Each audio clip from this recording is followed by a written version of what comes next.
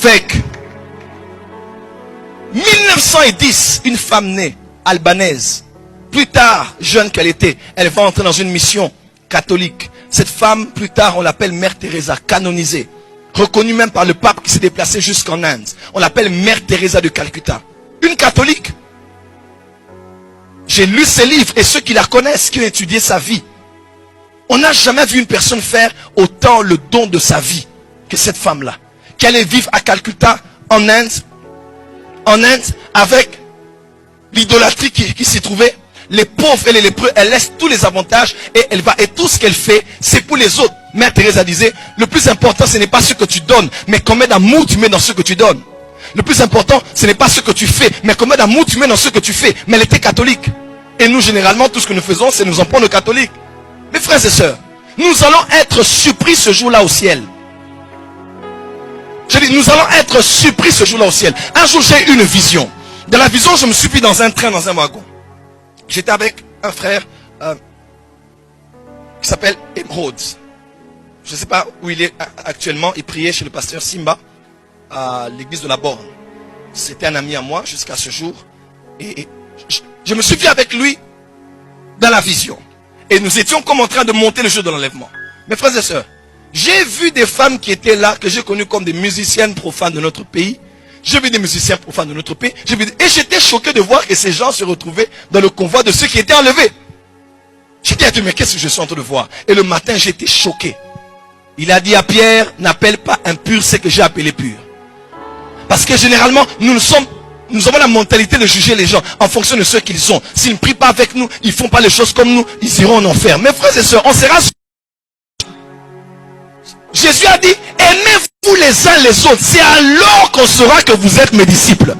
Il y a une seule chose qui montre que tu es disciple de Jésus. Ce n'est pas d'être protestant, catholique, méthodiste, charismatique ou évangélique. Mais c'est de vivre et de marcher dans l'amour.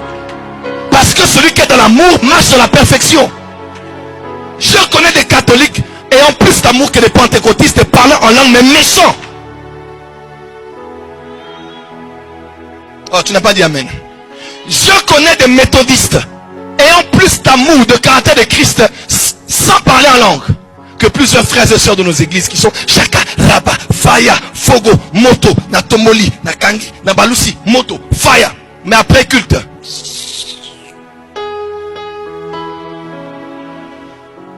La paix c'est un beauté. Moi je vais la saluer à l'occasion de quoi? Qu'elle aille parler à Daddy là-bas, ils vont voir.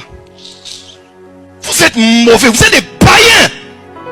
Vous êtes plus que les païens. Jésus a dit, si vous ne savez que ce que vous saluez, qu'est-ce que vous faites de spécial? Si vous n'aimez que ceux qui vous aiment, qu'est-ce que vous faites de spécial? Vous faites quoi de spécial? Parce que même les païens montrent qu'ils ont plus d'amour que les chrétiens. Il peut prendre son mégot de cigarette.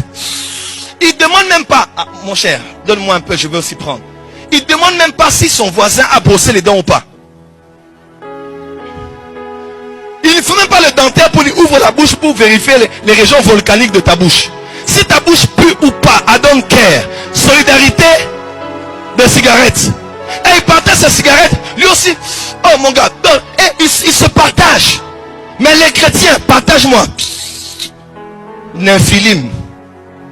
Vous allez aller bloquer nos bénédictions. Quand on va vous donner, vous allez aller faire travailler ça. Nabo Nanga. Laurent Gbagbo.